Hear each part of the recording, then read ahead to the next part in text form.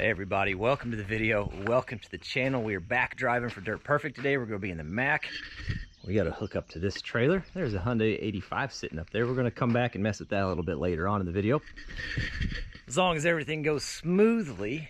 It has been very wet. The trailer deck is very wet, and we're going to pick up the 850 and the D4 from the fairgrounds. And that's kind of exciting because I get to show you a feature that Mike has on that trailer for when the deck is wet and we're kind of loading in sketchy conditions, and that's definitely what today is.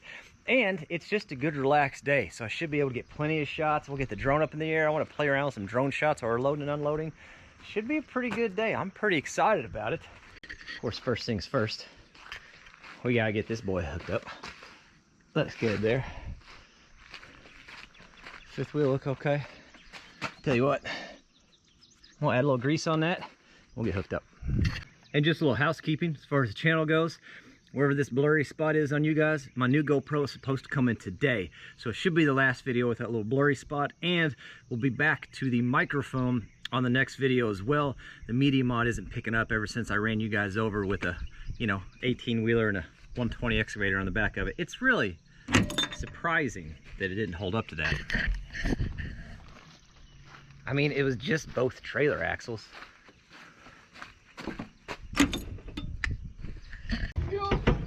Oh. Okay.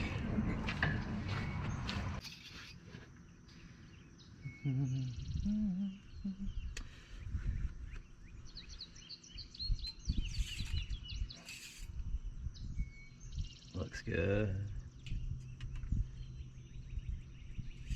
You gotta get her in and hold her, bud.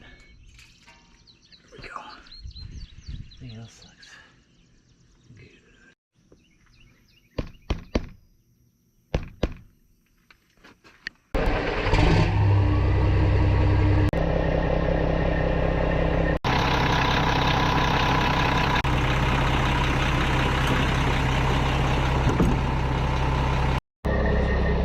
I don't have a grease gun with me, so we'll just have to do the old smear.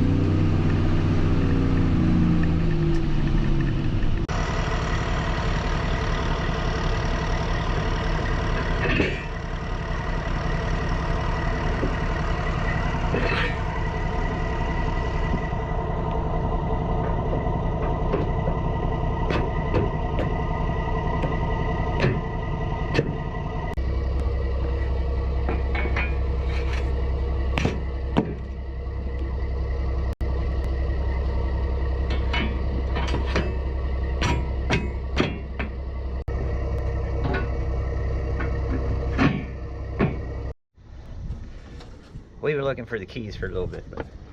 Yeah, that one kind of turns on and off. Oh, that one goes in there. That one goes in and turns on, so I like. Hey.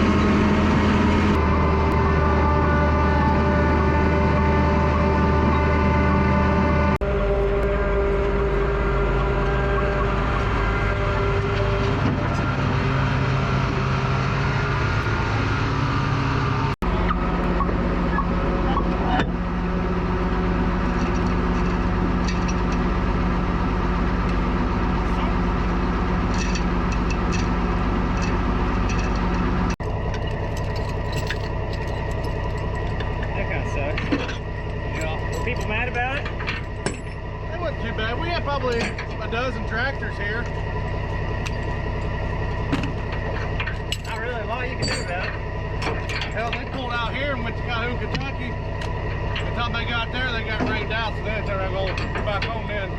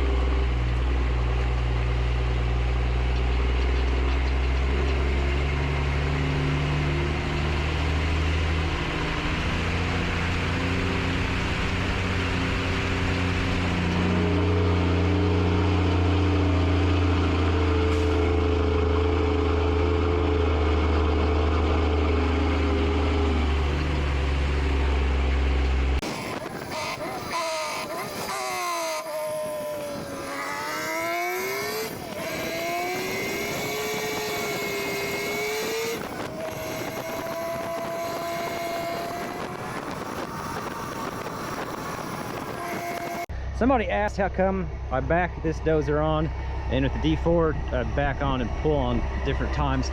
The reason we have to back on with this one is so we can get it far enough forward on the tractor so we can get our weight scaled properly.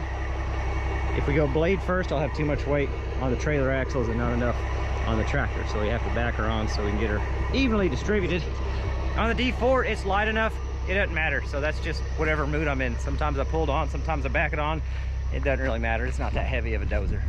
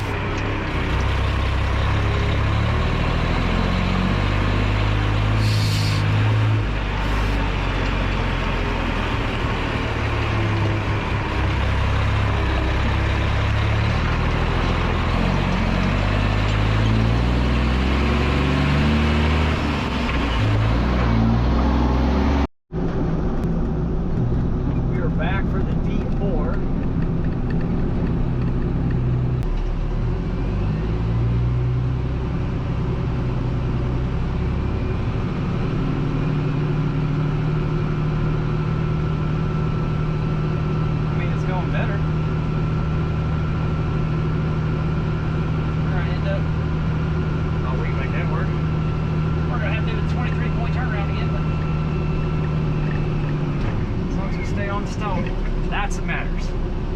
Keep your drives on the stone. You can always adjust the trailer.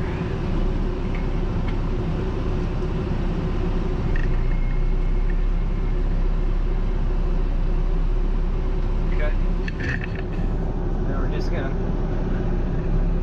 straighten out back on the actual road. Get the trailer over where it needs to be.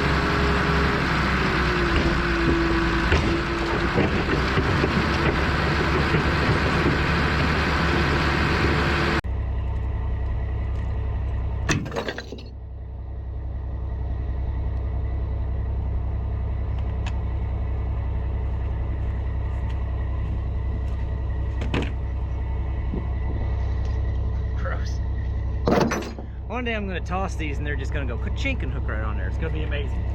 It was not today though. It could be tomorrow. Nah, I'm not working tomorrow.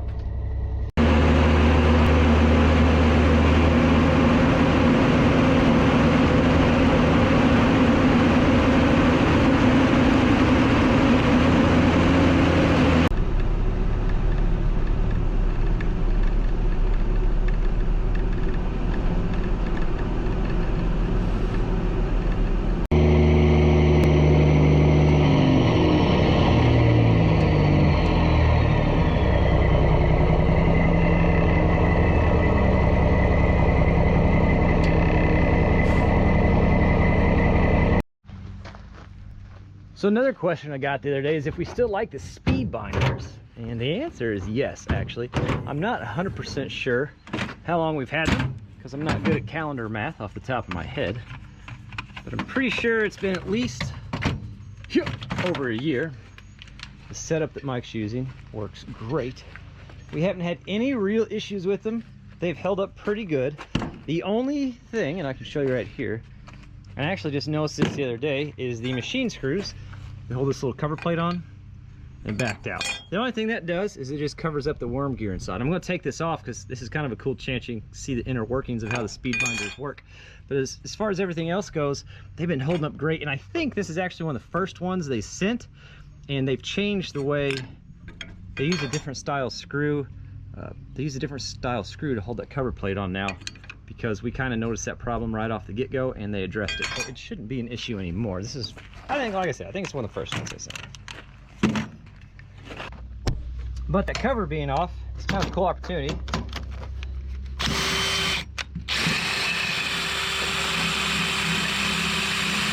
to show you the inner workings of this thing.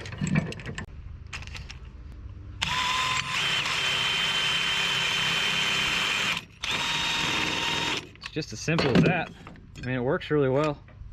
Like I said, we haven't had any major issues, just those screws coming out, and they have since changed the way they put those in, so it's not an issue at all anymore.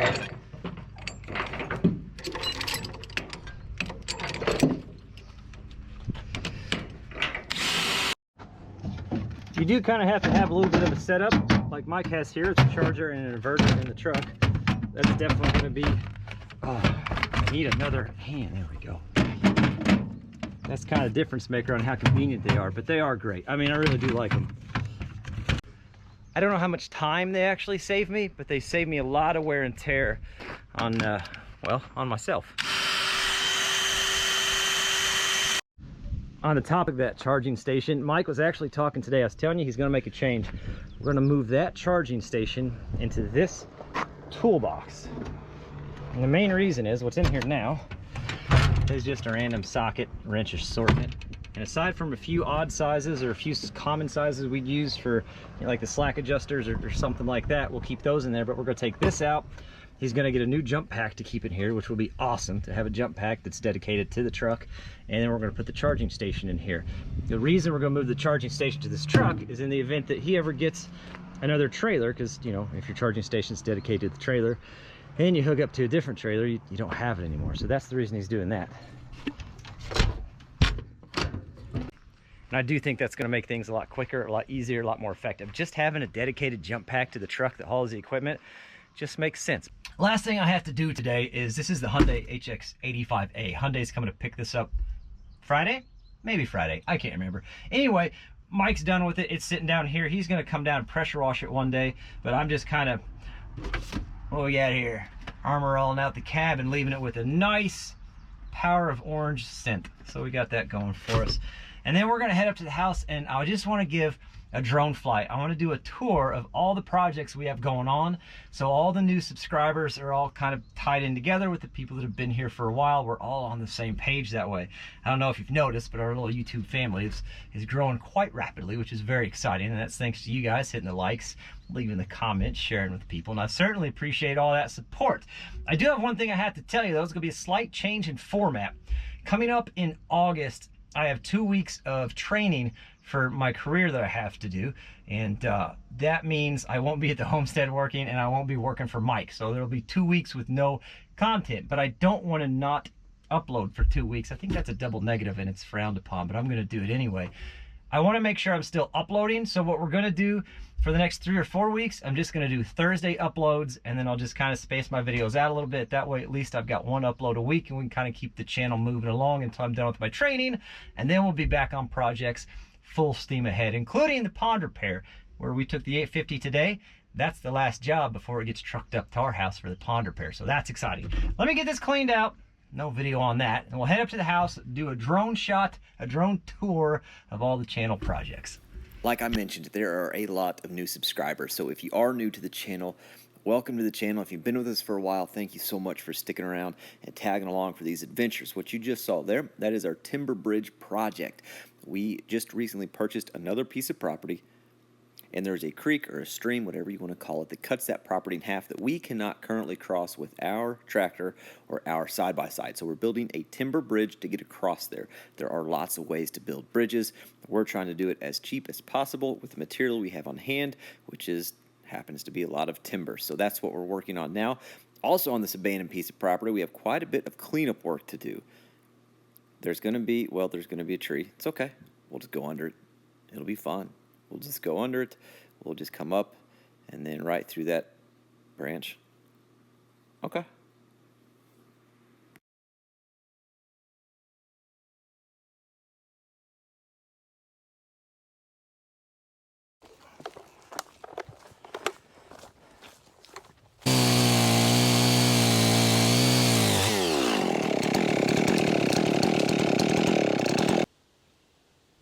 There you are.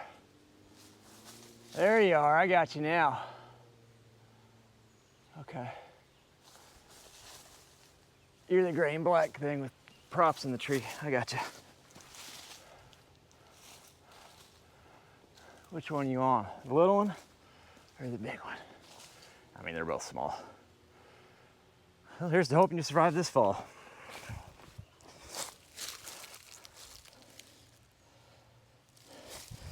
Processor overheated. No kidding. But I got some bad news for you.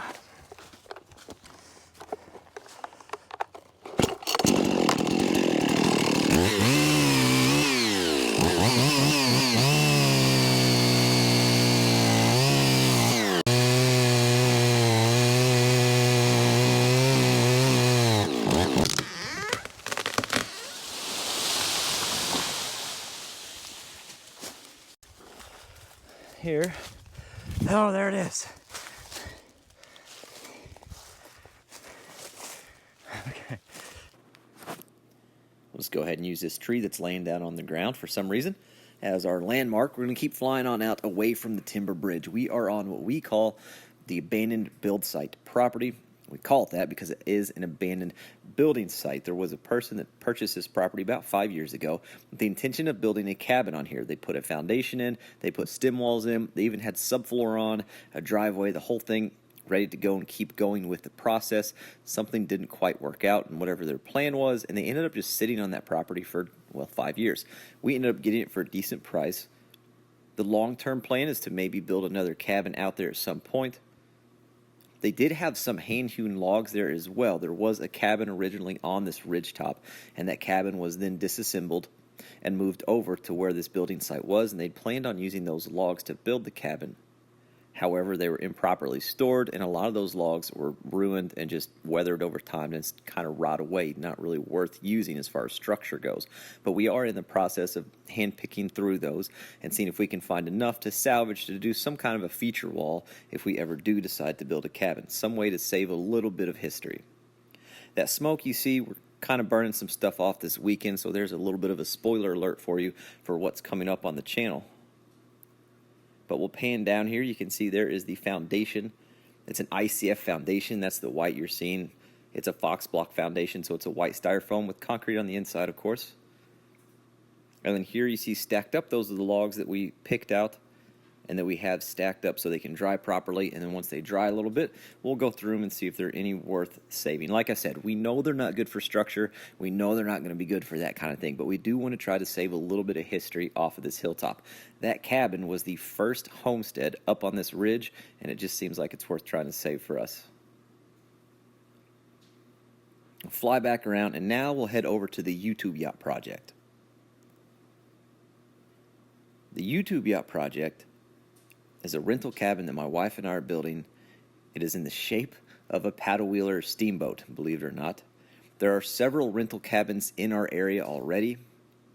Two main reasons: one, the Ohio River, and the other one is what you're looking at right now, which is the Hoosier National Forest. There's 60,000 acres of Hoosier National Forest, several lakes, over 80 miles of hiking trails. There's a lot of outdoor activities where we're at. Because of that, there is a pretty decent rental cabin market, and we're trying to get into the vacation rental industry. But we don't own any property that actually has a river view that we would put a rental cabin on. So we decided to try to do something different to draw in that crowd. A themed cabin is what we landed on, and what better theme than a boat if you're going to be building it in a river town.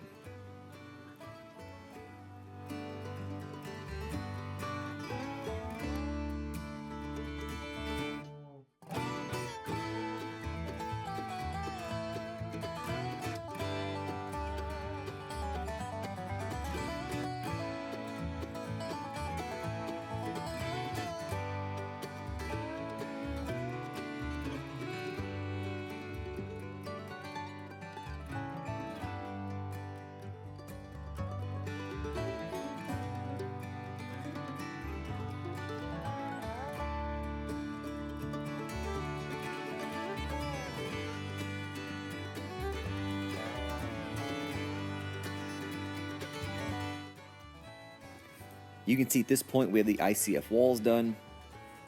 We have the waterproofing and backfill in place.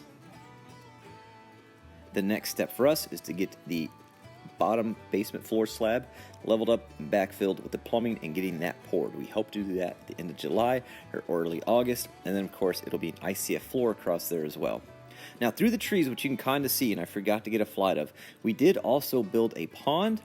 We did a video, 3-day pond build, and it is my most successful video to date, which is fantastic because that pond failed, so that's kind of exciting. Anyway, we are in the process of getting that fixed and expanded and trying to get it up and running, so we also have a lot of content on that pond repair project as well. Hope you guys enjoyed the tour. I hope you enjoyed the video itself and all the content we have on the channel. As always, thanks for watching, and we'll catch you on the next one.